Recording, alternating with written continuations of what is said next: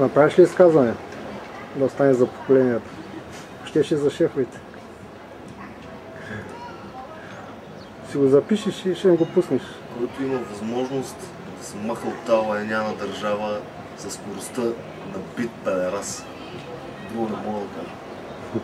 Не се заслужава човек да се купи времето в тази кочина, наречена България.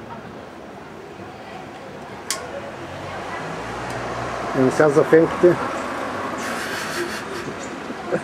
Няма такива животни на тази земя.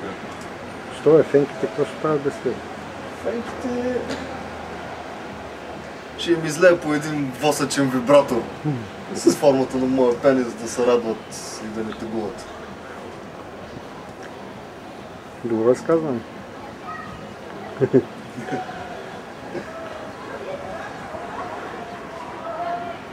Аз се накарам да се усмихна. Това е първата усмивка от цялото това сам човек. Що е? Кое е станало? И какво? Баща ми и майка ми са разделени вече 10 години.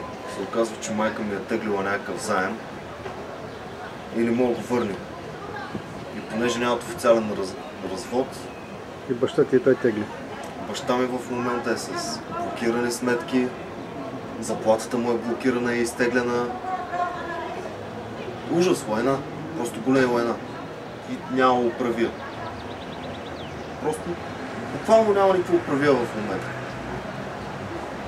Заради изводът е, трябва, като приключиш нещо и документално трябва да го приключиш. Аз съм на този принцип.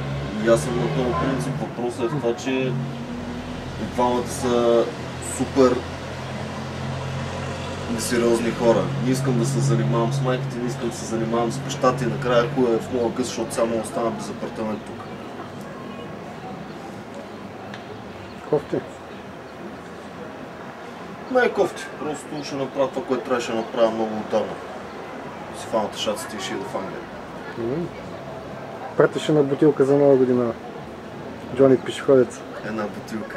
Няма да ти пращам никакъв Джони Пешеходец, ще ти пратя нещо по-добро. Може. Може да направим пък и далавер, къде я знам. Далаверка. Аз ако отивам там да правя далавери, до никъде няма стигна.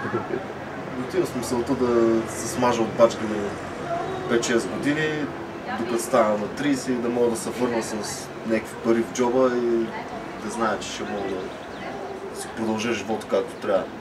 А не както правят всички. Стоят 6 месеца, върнат се, похарчат всичко и пак идат. Няма смисъл от цялата история. Няма. Ама то веднъж като влезе, то се едно, че много пъти е влизал в задника. Да, обаче аз нямам желание да влиза толкова пъти нещо в задника. Не е приятно. Нямам нито нервите, нито желанието да се спускам с такива лайна. И дори на лайната на някой друг най-вече. Зато и си много прав. Забелязал съм, елата, че всичките нерви, които хабим, или поне 95% от тях са заради грешките на други хора. Ма че то винаги е те. Ми дала, че няма смисъл от цялата тази история.